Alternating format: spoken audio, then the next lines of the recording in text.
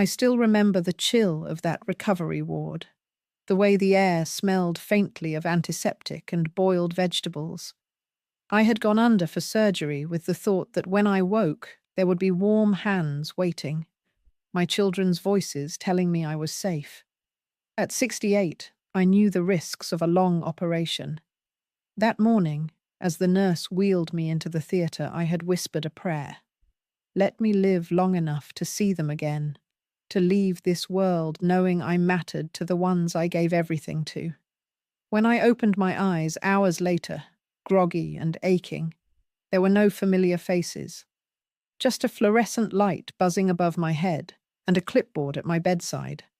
A nurse named Alma smiled softly, adjusting my IV. The surgery went well, she said. You're going to need rest and patience. But you pulled through beautifully. I nodded weakly, forcing a smile. I told myself the children must have been delayed. Perhaps traffic. Perhaps nerves. Perhaps anything but indifference. The first day passed, then the second. Not a call, not a single visit.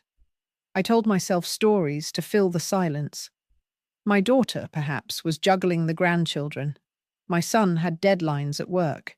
They must be checking on me through the nurses. It was easier to believe that than to face the hollow truth pressing at the edges of my heart. On the third morning, I overheard two nurses chatting just beyond the curtain that separated me from the hallway. Her kids came in, didn't they? One asked. The other lowered her voice, but I heard enough. Yes, but not to see her. They spoke to the finance office. Something about authorizations, inheritance access. A pause. Can you imagine? Their mother in recovery and they're at the desk signing papers. My pulse quickened. I closed my eyes, feigning sleep, when Alma stepped in to check my vitals. The beeping of the machine betrayed me, spiking in rhythm with my panic. Alma leaned close and whispered, "Don't let their choices weigh you down right now. Focus on your healing." But how could I? How do you heal when the knife isn't only in your chest, but in your back as well? Later that afternoon, a friend from church, Marjorie, stopped by. She carried a bouquet of carnations, bright, cheerful, almost defiant against the sterile whiteness of the ward. "Your mailbox was stuffed full," she said. I grabbed what I could. She handed me a thick stack of envelopes, bills, and bank notices peeking through their windows. Out of habit, I slid one open with trembling hands. Inside was a letter from the bank, a withdrawal slip, signed not by me, but by my son. My signature line left blank. My savings account, my late husband's legacy to me, had been gutted. Another envelope showed property tax notices redirected to my daughter's address. A third contained a receipt for jewelry appraisal, my wedding set listed at a figure that made my chest tighten. I held those papers in my lap, staring at them as if they belonged to another woman. Surely not me. Surely not the children I had raised through lean years, who I clothed and fed while working double shifts after their father died. Surely not the children whose college tuition I paid with the money I should have saved for old age. But denial can only shield you so long. The truth was scrawled in ink and numbers right in front of me. They had taken advantage of the one window of time when I could not defend myself. While I lay under anesthesia, trusting that I was in safe hands, my own children were moving signatures across desks, peeling away what little security I had left. That night, I could not sleep. The pain from the stitches was nothing compared to the gnawing hollow in my chest. I stared at the ceiling, whispering my husband's name. "Do you see this? Do you see what they're doing to us?" I imagined him shaking his head in sorrow. He had always warned me not to spoil them, not to hand over everything without asking for gratitude in return. I thought love was enough. Now love felt like a noose tightening around my throat. The following morning, Alma wheeled me into the corridor for a short walk. My legs trembled, my hands clutched the rail. As we passed the waiting room, I saw a family clustered together, a son bringing coffee to his mother. a daughter adjusting her father's blanket. The sight sliced through me like a fresh incision. My children should have been there too. Instead, they were God knows where, perhaps celebrating their newfound wealth, perhaps already planning how to split the house once I was gone. I returned to my bed, breathless, but not only from exertion. Something inside me had shifted, a whisper I had never allowed myself to hear before. If they can take everything while you lie helpless, then you must learn to stand even when your body still shakes. If they can choose greed, then you can choose freedom. It wasn't rage yet, not even resolve. It was the first faint spark of something dangerous. Awareness. And once awareness takes root, there's no going back. The hospital released me on a pale afternoon, the kind where the sky looks washed out, like an old bedsheet hung too long in the sun. I should have felt relief stepping outside, breathing air that didn't reek of sanitizer. Instead, a stone sat heavy in my stomach. I clutched the discharge papers, a plastic bag of medications swinging at my side. The taxi driver helped me in gently, as though sensing I was brittle in ways that had nothing to do with surgery. The ride home was quiet, save for the hum of the engine and my own thoughts. Rows of houses blurred past, each with neat hedges, children's toys scattered on lawns, flags flapping lazily on porches. Ordinary life unfolding, while mine felt like it had split down the center. I told myself I'd step into my house, sink into my familiar chair, breathe in safety. But when the driver pulled up to the curb, dread seeped into my bones. The grass was overgrown, newspapers soggy on the porch, and yet the curtains had been drawn differently, as though someone else had rearranged the rhythms of the place. I shuffled to the door, reached for my keys, and froze. The key I had carried for decades wouldn't fit. I twisted it this way and that, but the lock remained stubborn. Just then, the door swung open. My daughter stood there, framed in the doorway, her expression half annoyance, half surprise. "Oh, Mum, you're early," she said, stepping aside as if I were a guest, not the woman who had built the life inside these walls. My key doesn't work," I murmured. "We changed the locks while you were in the hospital, for security." Her voice was breezy, practiced, as though she'd rehearsed it. You never know who might snoop around. I stepped into the house, and at once it felt unfamiliar. The rug in the hallway was gone. Family photos had been rearranged. In the living room, furniture had shifted into stiff, unnatural positions. Shelves I remembered dusting were bare, the gaps obvious where heirlooms had once rested.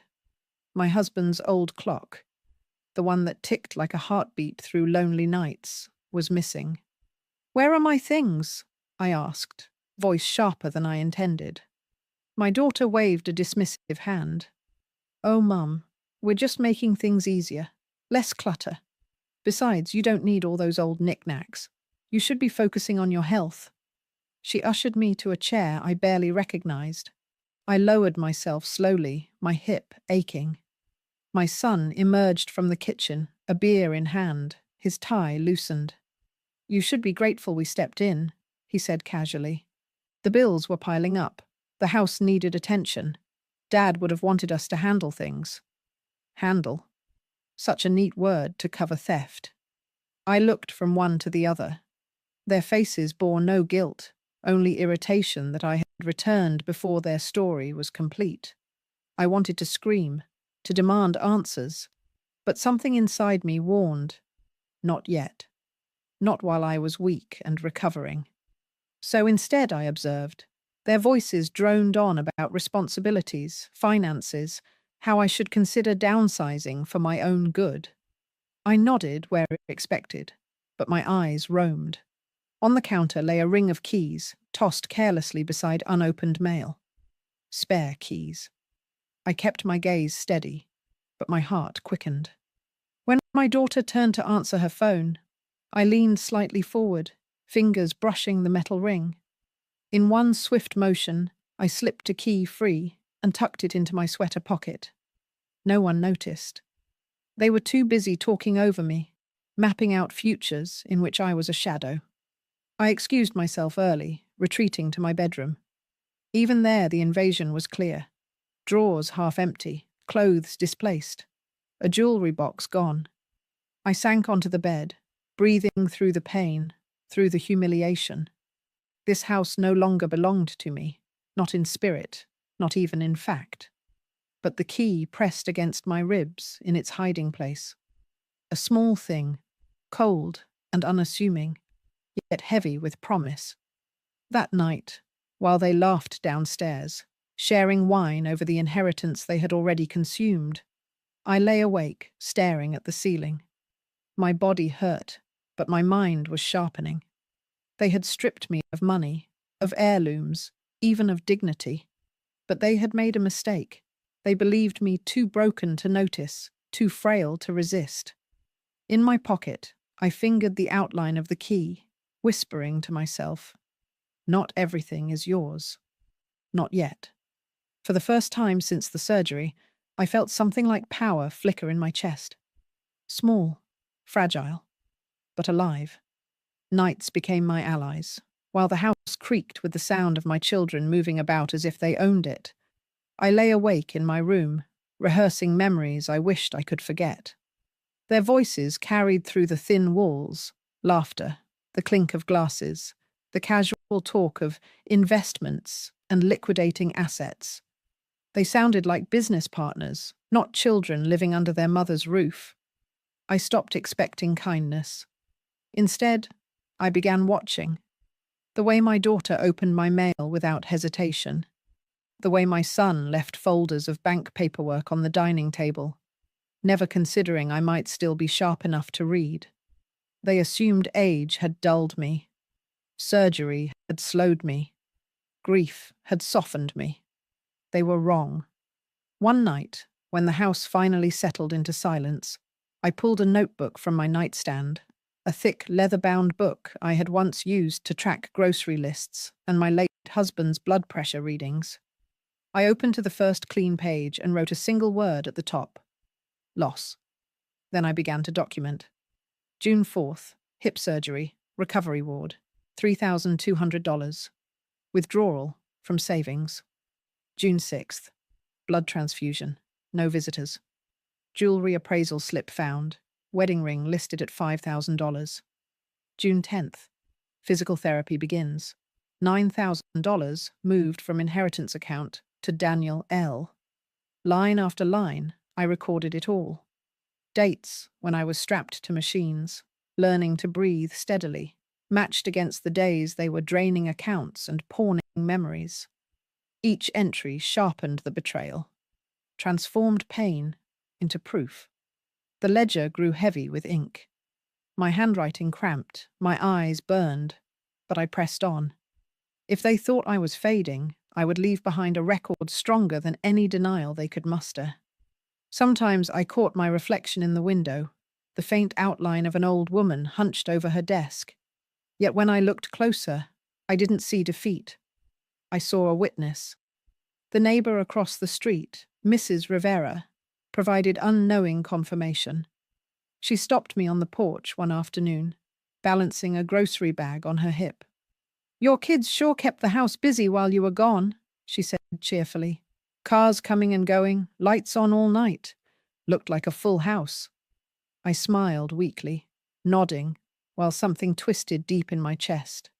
So they hadn't even hidden it. They had paraded their entitlement openly, throwing parties in the home I had built brick by brick with my late husband. That evening, I added another line to the ledger. Neighbors confirm occupancy, noise, visitors, late nights. While I was healing, they turned my home into a hotel. The more I wrote, the more the fog lifted. Memories resurfaced, moments I had ignored or excused. The way Daniel once joked about selling the house for real money. The way Lisa insisted I should trust her with the accounts because she was better with numbers. I had mistaken ambition for care. Now, stripped of illusions, I saw them clearly. opportunists in blood's disguise. But clarity alone wouldn't protect me. I needed something more. So I began gathering. I slipped into the living room when they weren't watching, photographing receipts with my phone. I copied account numbers from papers left on the counter. I tucked stray documents into the lining of my handbag, small trophies of truth they thought they had buried. Each night, I returned to the ledger, attaching evidence like branches to a growing tree. It wasn't rage that kept me going. Rage burns fast, leaves only ash. What I felt was colder, steadier, a kind of calculation I hadn't known I possessed. One evening, I pulled open the drawer of my husband's old desk, half expecting it to be stripped bare. But inside, at the very back, I found his pocket watch. Tarnished, silent, but intact. They hadn't thought to take it. I held it in my palm, the weight grounding me, a tether to the man who had once warned me not to hand everything over in blind trust. "Remember, Helen," he had said, "paper trails matter more than promises." I pressed the watch against my heart and whispered to the empty room, "I'm remembering now." The ledger, the stolen spare key, the quiet photographs, they were pieces of a puzzle I was finally assembling. My children thought the story was already written. Frail mother, dependent, grateful, easily brushed aside. But they had miscalculated. I wasn't writing a closing chapter. I was drafting a plan. By the time I closed the notebook that night, my hand trembling from fatigue, the last line I scribbled wasn't about loss. It was a promise to myself. They took while I was weak. I will act while they are blind. And for the first time since leaving the hospital, I slept without tears. The trick to survival, I learned, isn't strength. It's silence. After weeks of gathering papers and scribbling in my ledger, I realized I couldn't confront them outright. If I exploded too soon, they'd twist my words, wave off my concerns, and tighten their hold. No, I needed to move in shadows, to make plans so quietly they wouldn't even notice the ground shifting beneath them. The first step was knowledge. I slipped away one morning under the excuse of a doctor's appointment. Instead, the taxi carried me to a lawyer's office downtown, a small, tidy building tucked between a cafe and a pharmacy. The lawyer, a woman not much older than my daughter, listened without interrupting as I spread out copies of bank notices, receipts, and my scribbled ledger. When I finished, she pushed her glasses up her nose and said, "Legally, the house is still in your name. Your accounts, too. If they've accessed funds without authorization, there may be fraud. Do you want to press charges?" The question hung in the air. I thought of courtrooms, reporters, my children standing before a judge. For a moment, I imagined justice as a gavel striking wood. But then another image came. Their smirks, their practiced tears, their ability to spin every story until I was painted as the confused old woman who didn't understand her own finances. I shook my head. Not yet. I don't want to fight in their arena. I want freedom. The lawyer leaned back, studying me. Then you'll need to secure what you still have. Accounts, property, access. She slid a list across the desk, steps I could take without fanfare. I folded it carefully and slipped it into my handbag. When I returned home, my daughter was on the phone in the kitchen, laughing at something, her voice too loud. My son glanced up from his laptop and asked nothing, suspecting nothing. I climbed the stairs slowly, the list burning in my pocket. They thought I had gone to a routine checkup, too feeble to manage errands alone. Their blindness was my cover. The second step was access. That spare key I had pocketed now felt like an iron blade in a velvet sheath. I visited a locksmith under the guise of needing a replacement. Within minutes, I had 2 duplicates hidden deep in the lining of my purse. If they ever tried to lock me out again, I would not be stranded. The third step was proof. At night, when they left the house for dinners or outings, I moved like a ghost. I slipped into the study, photographing signed transfers with my phone. I opened drawers, documenting valuables that were missing. In the attic, I found boxes labeled with my name that had been rifled through, keepsakes scattered, childhood drawings tossed aside like trash. Each discovery fueled my resolve. Each photograph added another nail to the coffin of their lies. It was during one of these midnight searches that I found my late husband's old watch tucked in a box behind holiday decorations. I held it against my palm, the cool metal grounding me. They hadn't pawned it, perhaps because they didn't know its worth, not in money, but in memory. That watch became my talisman, a reminder that he was still with me in these battles. Step by step, the plan formed. I would not fight for scraps while living under their roof. I would not beg for the return of what was already mine. Instead, I would wait. I would prepare. And when the moment came, I would take back control in a way they could not undo. Sometimes I practiced small rehearsals. I walked through the house, imagining it empty of their voices, stripped of their possessions, rented to strangers who didn't sneer at me in my own kitchen. I imagined signing contracts with a realtor, depositing money into an account they didn't know existed. Each fantasy became less like wishful thinking and more like a map. One evening, my daughter leaned into my room, smiling too brightly. "Mum, we were talking, and maybe you should consider moving in with a care facility soon. Less stress for you. We'd manage the house for you." I met her gaze steadily, heart pounding, but my face calm. "That's thoughtful," I said, voice even. "I'll think about it." She left, satisfied with what she thought was compliance. She didn't notice the ledger open on my desk, or the photograph of her signing a bank slip tucked between its pages. She didn't notice that while she plotted my removal, I was already plotting hers. At night, as I lay in bed with the watch in my palm and the key under my pillow, I whispered a vow to myself. When they believe I am weakest, I will be strongest. When they are laughing, I will be leaving.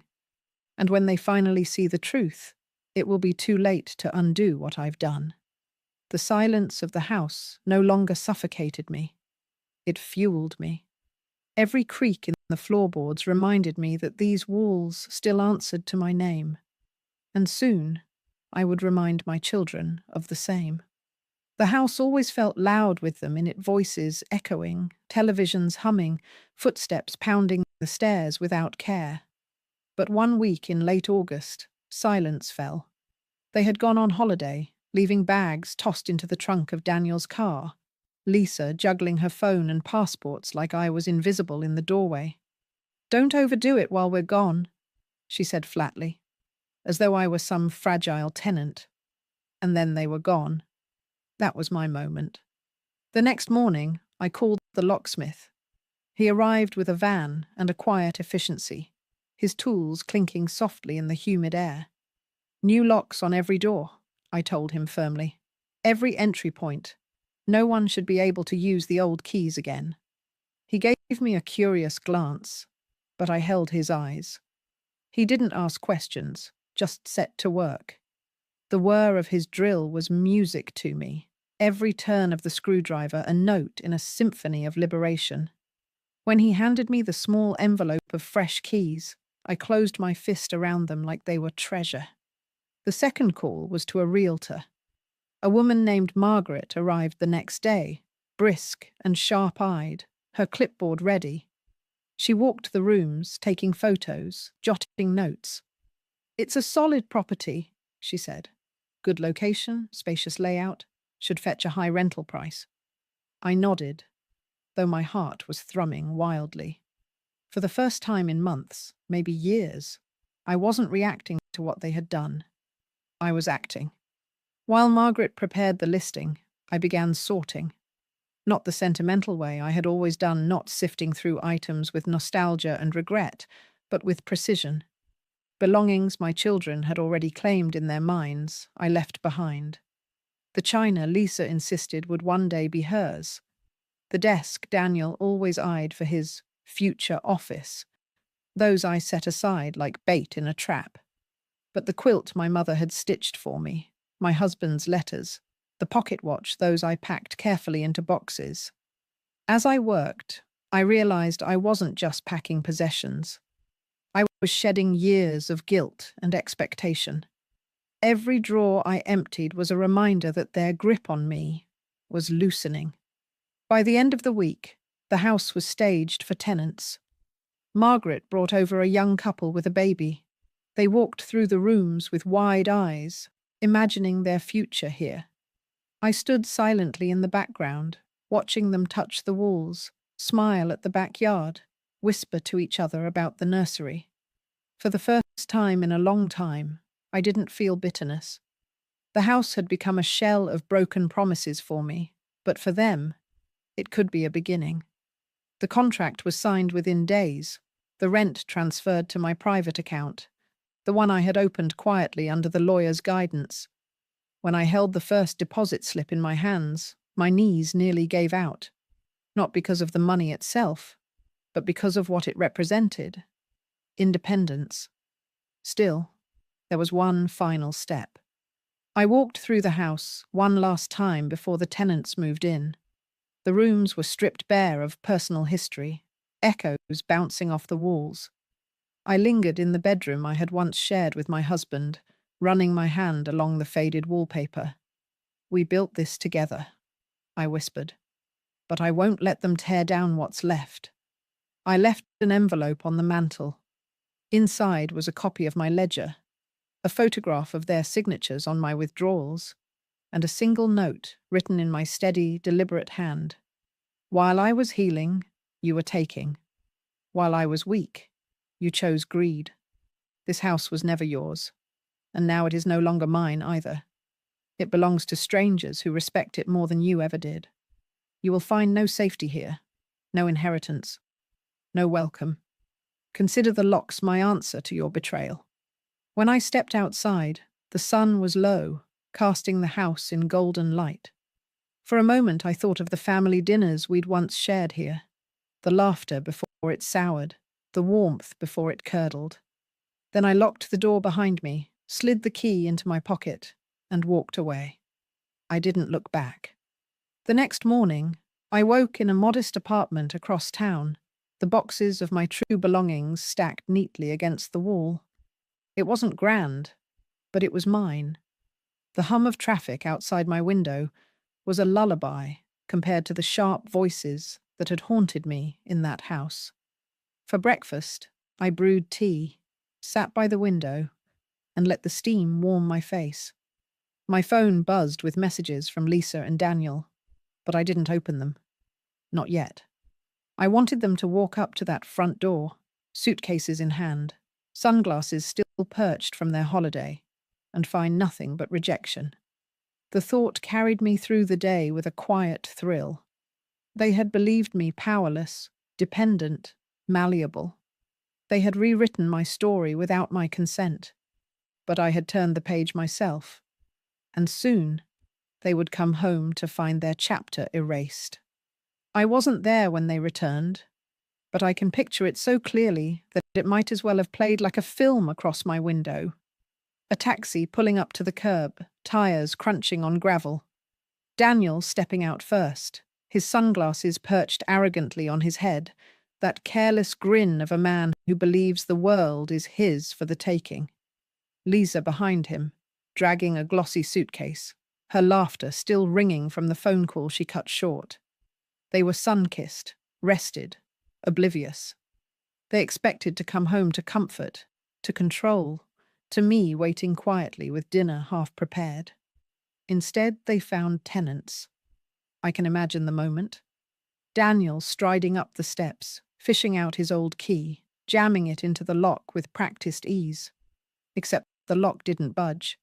He tried again, harder this time, cursing under his breath. Lisa joined him, frowning as she produced her own copy. Again, nothing. Confusion gave way to irritation. And then the door opened, not to their mother's tired face, but to a young woman balancing a baby on her hip. Behind her, a man appeared, holding a laundry basket. "Can I help you?" the woman asked, her brow creased. "This is our house," Daniel barked. "No, it isn't," the man replied evenly. "We signed the lease last week, with the owner." The word owner must have hit Daniel like a hammer. I imagine his face flushing crimson, his jaw tightening, his knuckles white around the useless key in his hand. Lisa, always quicker to panic, would have pressed her face against the window, eyes widening as she saw the empty shelves, the bare walls. Their imagined inheritance vanished into thin air. Neighbours, of course, noticed. Mrs. Rivera leaned on her broom from across the street, watching the commotion with quiet satisfaction. She would later tell me how Daniel shouted, how Lisa's voice cracked as she called my name into the silence. "Mum! Mum! Are you here?" The tenants closed the door firmly, and for the first time, my children stood locked out, not just of a house, but of my trust. When their calls began, my phone lit up in my new apartment. Daniel's number, Lisa's, voicemail after voicemail, demands, pleas, thinly veiled threats. I let them pile up, the phone buzzing on the table while I stirred sugar into my tea. Each vibration was a song of victory, a reminder that for once they were the ones scrambling while I sat in peace. Finally, I taped the envelope to the front door of the old house, just as I'd planned. The tenants agreed to pass it along, curious but respectful. Inside, I had placed copies of my ledger, photographs of their signatures on my withdrawals, and a note in my own hand. "While I was recovering, you were taking. While I lay weak in a hospital bed, you siphoned my inheritance, my safety, my years of sacrifice. This house was never yours. It is no longer mine either. But it will never belong to you. Do not knock again. Do not call again. My silence is my answer. My absence is my freedom." Mrs. Rivera told me she watched as they tore the envelope open on the porch. Daniel's lips pressed into a hard line as he scanned the pages, Lisa's hands trembling as she peered over his shoulder. Their voices rose in argument, in denial, in frantic disbelief. But paper does not lie. A week later, they tracked me down. I was sitting by the window in my new apartment, the hum of traffic outside, when I heard the angry slam of a car door. Heavy footsteps climbed the stairs, and then came the pounding on my door. "Mum!" Daniel's voice thundered, raw and angry. "Open this door right now." I let them knock, let them sweat. Finally, I turned the handle. Daniel barged past me into the room, his tie loose, his eyes wild. Lisa hovered behind, her mascara streaked from tears. "What the hell is going on?" Daniel demanded. "The locks are changed. The house is gone. The tenants say you signed everything away. Where is it? Where's the money? Where's our inheritance?" I closed the door gently, calm in the face of their storm.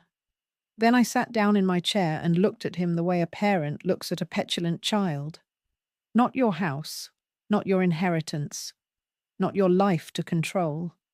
Lisa's voice cracked. "How could you do this? We thought you'd always be there."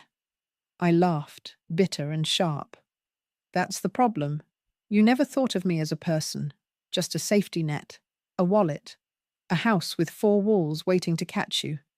Well, the net is gone, the walls are gone, and so am I." Daniel's fists clenched, his face dark with rage. "You can't just cut us off like this." "I already have," I said simply.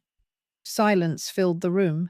For the first time, they looked small, not powerful heirs in waiting, but children unmasked. "Leave," I told them, my voice steady, "and do not come back." Lisa broke then, covering her face as tears streamed down. Daniel opened his mouth to argue, but stopped when he saw the look in my eyes. Something in him recognized it. Resolve they couldn't bend. They left without another word, the door slamming behind them. I sat there afterward, hands trembling slightly but my heart light. For decades, I had been the one waiting, the one forgiving, the one holding everything together. But that day, I was none of those things. I was free. The days after their departure were strangely quiet. My phone still lit up from time to time, their numbers flashing across the screen, voicemails piling up like fallen leaves. Sometimes their voices were angry, other times pleading. I listened to none of them. I let the silence do the speaking for me. I had moved into a modest seaside cottage by then, a place with peeling white shutters and a small porch that overlooked the ocean. It wasn't large, not polished, not filled with grandeur, but it was mine. Every bill signed under my name, every key resting in my pocket, every room echoing only with my footsteps. At first, the quiet felt heavy, almost foreign. For so many years I had been defined by noise children's demands, family obligations, the clatter of dishes and arguments echoing down hallways. Now there was just the gentle rhythm of the sea outside my window, gulls crying overhead, the breeze carrying the scent of salt and lavender. I thought it would feel lonely. Instead, it felt like oxygen filling my lungs after years of shallow breaths. The neighbours welcomed me with a warmth that startled me. Mrs. Green, a widow herself, appeared one afternoon with a basket of lemons from her tree. "We look after each other here," she said with a smile. The couple across the lane brought fresh bread on Sundays, and the children next door, twin girls with wild curls, came by with seashells and stories about their school. They listened when I spoke, not out of duty but curiosity. They wanted to know my recipes, my memories of places they'd never seen, the songs my husband used to hum when he worked in the garden. I hadn't realized how starved I was for simple presence until I saw it reflected in their faces. Sometimes, in the evenings, I sat on the porch with a shawl draped over my shoulders, watching the sky melt into shades of orange and violet. I'd hold my husband's pocket watch in my palm, not for the time, but for the reminder. He was with me still, in the choices I finally made. He had always told me that dignity was worth more than any inheritance. I understood him now, in a way I never had before. I did not fool myself into thinking the ache would vanish completely. A mother's heart is stubborn. It clings even when bruised. There were nights when the tears came unbidden, when I whispered their names into the dark, wondering if I had been too harsh, if forgiveness should have been my last gift. But then I remembered the hospital bed, the credit card slips, the way they looked at me, not as a mother, but as a resource to exploit. And the ache hardened again into resolve. Family, I realized, is not defined by blood. It is defined by love, freely given, and respect consistently shown. By presence, not promises. By care, not convenience. In that sense, my children had long ago stopped being family. They were simply strangers who shared my last name.